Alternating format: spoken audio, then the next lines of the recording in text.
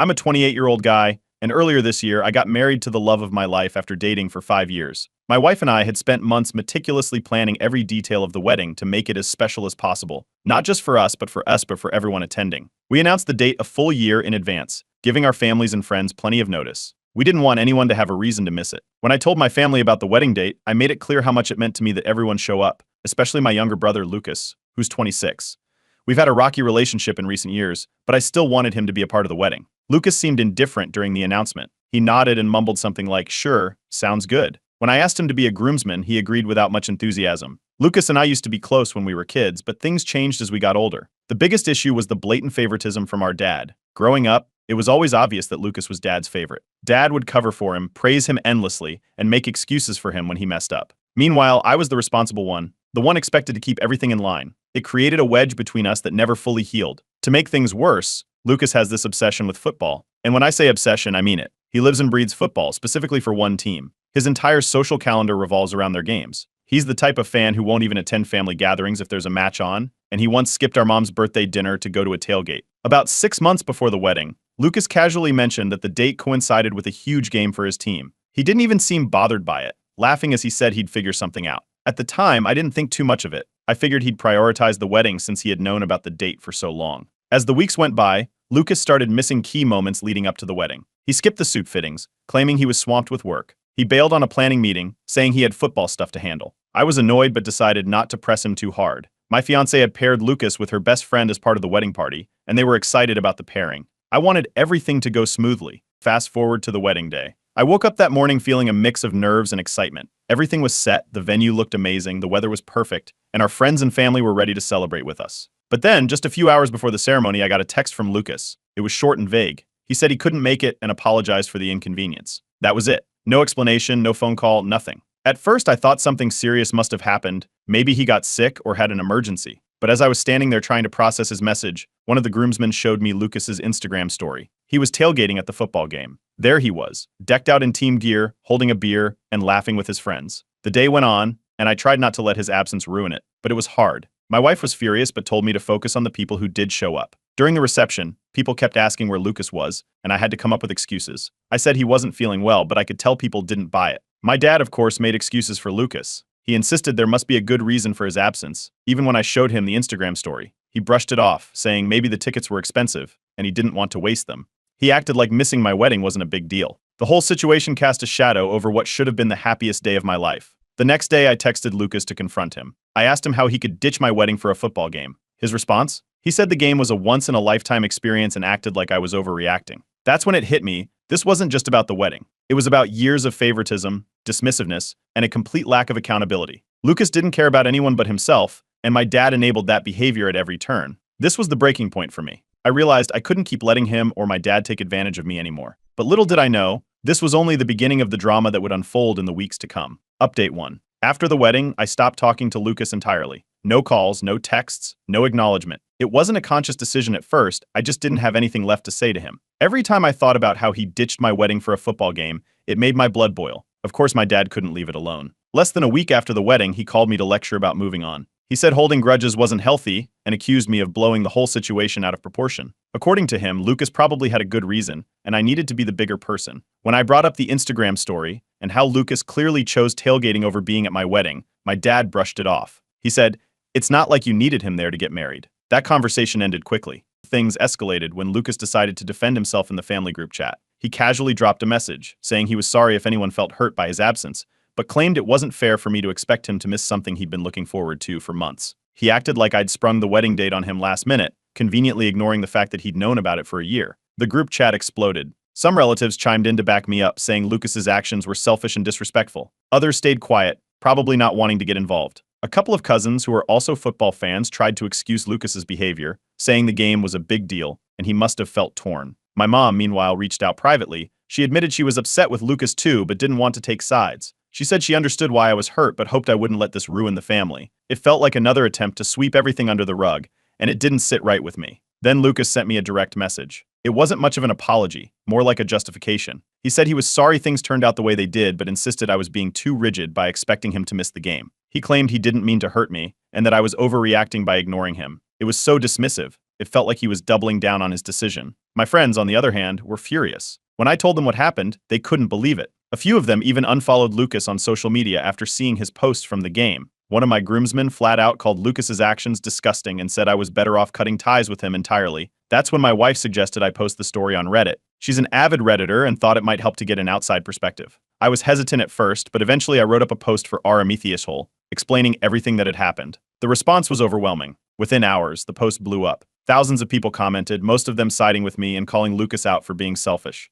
Some users even shared similar stories about family members prioritizing trivial things over important events. The validation was nice, but what I didn't expect was for the post to go viral. Extended family members saw it, and that's when things really got messy. A few aunts and uncles called Lucas out directly, asking him how he could do something so selfish. One of them even messaged my mom saying she needed to get Lucas in line. Lucas found out about the Reddit post and was livid. He accused me of airing family business and said I was being childish for dragging him online. My dad wasn't any happier. He called me again, this time angrier than before. He said I'd caused unnecessary drama and claimed Lucas was being unfairly attacked. He kept pushing the narrative that I should have let it go and that I'd made things worse by involving strangers on the internet. The family started to split into factions. My dad and a few football-loving cousins sided with Lucas, arguing that it was just one day. On the other hand, aunts, uncles, and even some of my mom's side of the family were firmly in my corner. They couldn't believe Lucas had prioritized a game over his brother's wedding and thought Dad's excuses for him were enabling. Throughout all this, my wife stood by me. She reminded me that this wasn't just about the wedding, it was about years of favoritism and disrespect. She encouraged me to stay firm and focus on what was best for us. The whole ordeal dredged up old memories of how my dad had always favored Lucas. It wasn't just the wedding, it was a lifetime of being overlooked and expected to compromise. This time, I decided I wasn't going to let it slide. I told Lucas that if he wanted to fix things, he needed to apologize, really apologize. No justifications, no blaming me for being too rigid. Until then, I didn't see the point in talking to him. That's when my dad dropped the bombshell. He said if I didn't forgive Lucas and let this go, he'd cut me off financially. For context, he had been helping my wife and me with some expenses while we saved for a house. He made it clear that the support would stop if I didn't make peace with Lucas. And that's where things stand now. I have no intention of backing down, but I have no idea what's coming next. Update 2. Not long after my dad's ultimatum, he followed through on his threat. He stopped helping my wife and me financially, cutting off the support he had been providing as we saved for a house. It wasn't devastating, we'd been working hard to build a safety net, but it definitely made things tighter. Dad didn't even give me a heads up. One day, the usual transfer didn't come through, and when I called to ask, he said, I told you what would happen. Meanwhile, Lucas continued living his life as if nothing had happened. He was still posting photos from the football game, tagging them with captions like best day ever. And once in a lifetime, it was hard to ignore, especially since mutual friends and family were liking and commenting on them. What made it worse was that my coworkers somehow found the Reddit post. I walked into work one morning to find a couple of them chuckling over something on their phones. When I asked what was going on, they hesitated but eventually admitted they'd seen the story. Apparently one of them is a regular on aitareddit and recognized the details. They didn't outright mock me, but the questions were uncomfortable. Is your brother really that obsessed with football? So, he just didn't show up to your wedding.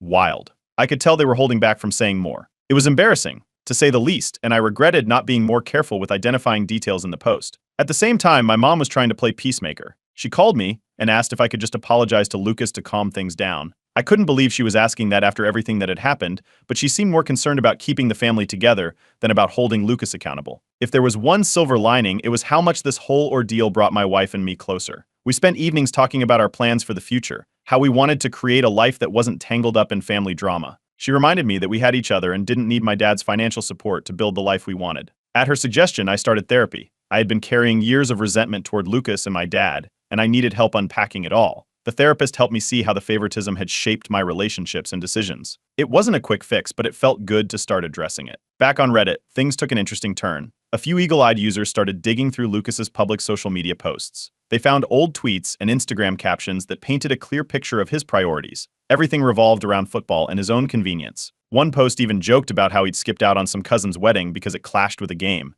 It wasn't hard for people to connect the dots. As Thanksgiving approached, my mom reached out again, urging me to attend the family dinner. She assured me it would be a chance to move forward, but when I asked if Lucas was going to be there, she hesitated. That was all I needed to know. I told her I wasn't coming if he was there. When word got back to my dad, he was furious. He called me ungrateful and accused me of tearing the family apart. He went on about how I needed to appreciate family no matter what, completely ignoring the fact that Lucas had shown zero appreciation for me or my wedding. A few days later, Lucas dropped a new excuse for missing the wedding. This time, he claimed he had been dealing with mental health issues and that the game was his way of coping. It felt like another attempt to dodge responsibility, and it only made me angrier. Thankfully, extended family members weren't buying it either. Aunts and uncles who had initially stayed out of the drama started reaching out to me directly. They expressed their support and even admitted they'd been frustrated with Lucas for years. Some of them began pressuring him to apologize, which, unsurprisingly, didn't go over well with Lucas or my dad. Around this time, I received an anonymous letter in the mail. It was typed out, so I couldn't recognize the handwriting, but it was clear someone in the family had written it. The letter expressed support for me and my decision to stand firm, saying I wasn't alone and that many people were on my side. My gut told me it was from one of my in-laws, but I couldn't be sure. Then, out of the blue, Lucas sent me a private message. It wasn't an apology. Instead, it was a snarky comment about how I was being dramatic and dragging this out for attention. He accused me of ruining the family dynamic over something he considered trivial. That was the final straw for me. I decided to cut off all communication with Lucas. No more texts, no more group chats, I was done. I told my mom and dad that I wouldn't be engaging with him anymore, and that my decision was final. Just when I thought things couldn't get more ridiculous, Lucas made an announcement on social media. He had proposed to his girlfriend, and she said yes. In the post, he casually mentioned that he hoped I would be his best man. I couldn't believe it. After everything he'd done, he still thought I'd stand by his side at his wedding? That's where things are now, and I have no idea what to expect next. Update 3. A few days after Lucas announced his engagement, I got a text from him asking me to be his best man. He framed it as an opportunity to start fresh and said it would mean a lot to him if I stood by his side on his big day. It was almost laughable. He couldn't even show up to my wedding, but now he wanted me to make a big gesture for his? I didn't dance around the issue. I told him no. I explained that there were too many unresolved issues between us, and until he took responsibility for his actions, I couldn't pretend everything was fine. Predictably, he didn't take it well. It wasn't long before my dad was on my case again. He called me selfish, accusing me of holding a grudge and refusing to support family. He said I was making Lucas's wedding harder than it needed to be and needed to grow up. I reminded him that Lucas had made no effort to fix things after missing my wedding, and that this wasn't about holding grudges, it was about accountability. Dad didn't want to hear it. Things spiraled quickly. Lucas's fiancée, who I'd met only a handful of times, posted a long message on Instagram about how weddings are about family and forgiveness and how sad it was that some people can't let go of the past. While she didn't name me directly, it was obvious who she was talking about. The comments were split, with some people offering sympathy and others suggesting she stay out of it. The post made its way to extended family, and before I knew it, the cousins were arguing. Some took my side, saying Lucas had no right to expect my support after what he'd done. Others defended Lucas, claiming I was being petty and dragging out the drama. It felt like the family was more divided than ever. Mom called me that evening, clearly upset. She said she was tired of all the fighting and wished Dad would stop enabling Lucas. For the first time, she admitted that she'd been ignoring how unfair Dad's favoritism was, and it wasn't helping anyone. She said she supported my decision but hoped I wouldn't let this permanently ruin my relationship with Lucas. Therapy helped me see things more clearly. My therapist pointed out that I'd spent my whole life being conditioned to prioritize family over my own well-being, even when it hurt me. This situation wasn't just about Lucas, it was about breaking that cycle and setting boundaries. As the engagement planning went on, Lucas leaned into the drama. He told relatives he was under so much stress because I refused to be there for him. He even suggested that my refusal was making his fiancée second-guess the wedding. It didn't take long for her to message me directly. She reached out on social media, asking me to reconsider being Lucas's best man. She said she didn't want to start their marriage with family tension, and that Lucas was really struggling with everything going on. I didn't respond right away. I wasn't sure if she genuinely cared or was just trying to smooth things over for the wedding.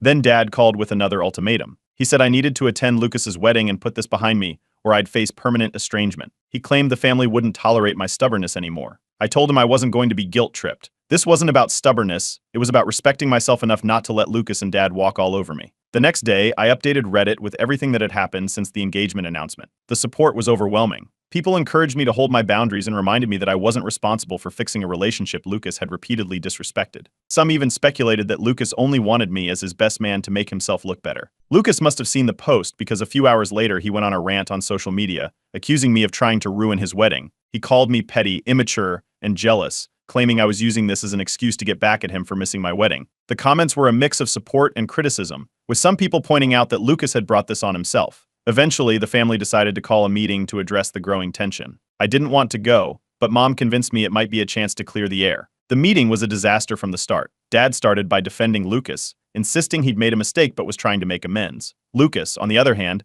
doubled down, accusing me of being vindictive and refusing to let go of the past. When I brought up his actions and how they'd affected me, he brushed it off, saying, "It's not that deep." That's when his fiancée spoke up. She said she couldn't stay quiet anymore and admitted she'd been having doubts about the wedding. Then she dropped a bombshell. Lucas had been lying to her about money. He'd been secretly gambling, including dipping into their wedding fund. The room went silent. Lucas tried to deny it, but she pulled out screenshots of betting transactions. She said she'd been covering for him because she thought he'd stop, but it had only gotten worse. She was clearly upset and said she wasn't sure she could go through with the wedding anymore. The meeting ended in chaos, with Lucas storming out and Dad chasing after him. Mom stayed behind, shaking her head and muttering about how everything had gone too far. That's where things stand now. I have no idea what's going to happen next, but I'm bracing for the fallout. Update 4. Not long after the disaster of the first family meeting, Lucas's fiancée reached out to me privately. She seemed hesitant, but told me she needed to talk about something important. I wasn't sure what to expect, but her confession shocked me. She revealed that Lucas had almost called off their engagement a few months earlier. Apparently, she had been pushing for a small, intimate wedding to save money, while Lucas was insistent on having a lavish, over-the-top event. When she wouldn't budge, he'd threatened to break things off, saying he deserved a dream wedding after everything he'd been through.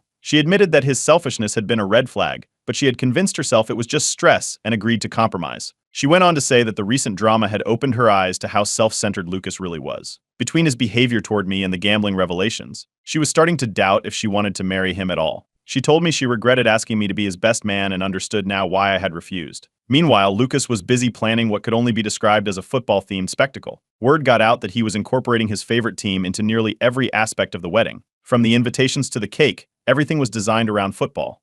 He had even arranged for VIP tickets to a game as wedding favors for the guests. The extravagance didn't sit well with the extended family, especially after they found out Lucas had been gambling away part of the wedding fund. A few relatives started questioning my dad directly, asking why Lucas had never been held accountable for anything. Not missing my wedding, not his gambling, not his entitlement. Mom, who had always been careful to avoid rocking the boat, finally reached her breaking point. She openly told Lucas he was wrong for how he had treated me and that he needed to apologize. This was a huge shift for her, and it sent ripples through the family. Of course, Dad doubled down. He accused me of turning Mom and the rest of the family against Lucas. He refused to acknowledge Lucas's mistakes and instead blamed me for stirring the pot. Lucas's fiancée contacted me again a few days later. She was visibly upset and said she was seriously considering calling off the wedding. She admitted she felt trapped. She had already invested so much time and energy into the relationship, but the gambling and the constant drama were becoming too much. She asked for my honest advice, and while I didn't want to tell her what to do, I made it clear that she deserved better than what Lucas was putting her through. At this point, I decided to turn to Reddit again. I shared the latest developments and created a poll asking for advice on how to support Lucas's fiancée. Should I encourage her to leave?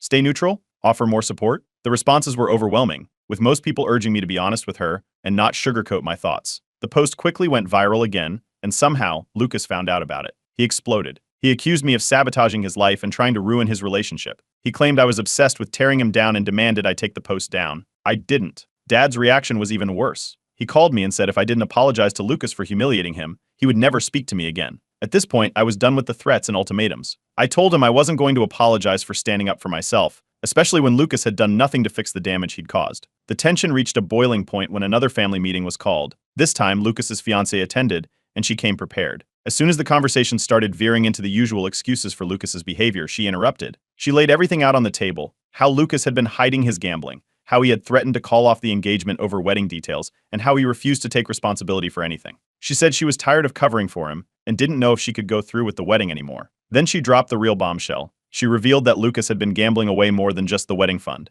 He had also racked up credit card debt and had been lying about it for months. She had only discovered the full extent of it recently, and it was far worse than she had initially thought. The room erupted. Lucas tried to deny it, but she had screenshots of his transactions to back her up. Mom looked horrified, Dad looked furious, but not at Lucas. He turned on me instead, accusing me of creating a toxic environment that pushed Lucas into making bad decisions. The meeting ended in chaos. Lucas stormed out again, and his fiancée left shortly after, saying she needed time to think about what to do next. For now, the family is in complete disarray. Lucas hasn't contacted me since, and his fiancée seems to be rethinking the entire wedding. I'm not sure what's going to happen, but it feels like everything is finally coming to a head. Update 5. The fallout from the second family meeting was swift. Lucas's fiancée officially called off the wedding just days after her revelation about his gambling. She sent a message to the extended family explaining her decision, making it clear that Lucas's hidden debts and refusal to change left her with no choice. She thanked everyone who had supported her and apologized for the drama. The family's reaction was immediate and divided. Some were shocked, while others admitted they'd seen it coming.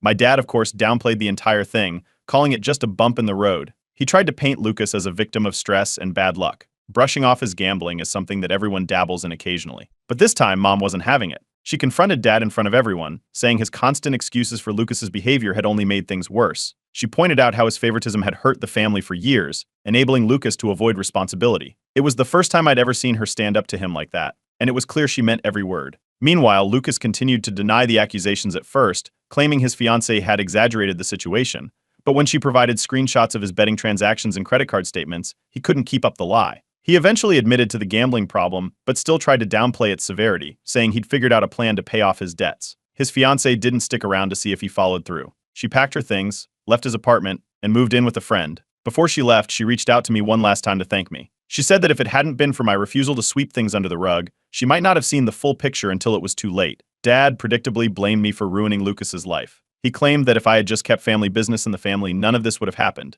He went on about how Lucas was under so much pressure and didn't need me piling on. It was the same song and dance, but this time, more family members were calling him out. Mom, in particular, had had enough. She told Dad that if he didn't stop defending Lucas and start supporting the rest of the family, she would leave him. She said she was tired of being caught in the middle and watching him prioritize one son at the expense of everyone else. Lucas, for his part, finally reached out to me directly. He was frantic, claiming he'd lost everything, his fiancée, his savings, and now the support of the family. He begged me to forgive him, saying he needed my help to get back on his feet. I told him that forgiveness wasn't possible without accountability and genuine change. I made it clear that I wasn't going to enable him the way Dad had. If he wanted to fix things, he needed to take responsibility for his actions and get professional help. The extended family began distancing themselves from Lucas and even started cutting ties with Dad. Aunts and uncles who had been on the fence before were now openly siding with me, saying Lucas needed tough love, not more excuses. Some of them even reached out to check on me, apologizing for not stepping in sooner. I updated Reddit with the full story from the wedding drama to the gambling fallout. The response was overwhelming.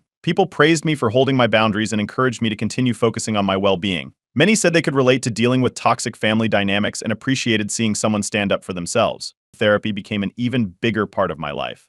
As I worked through the years of resentment and hurt, I realized how much I'd let family expectations dictate my decisions.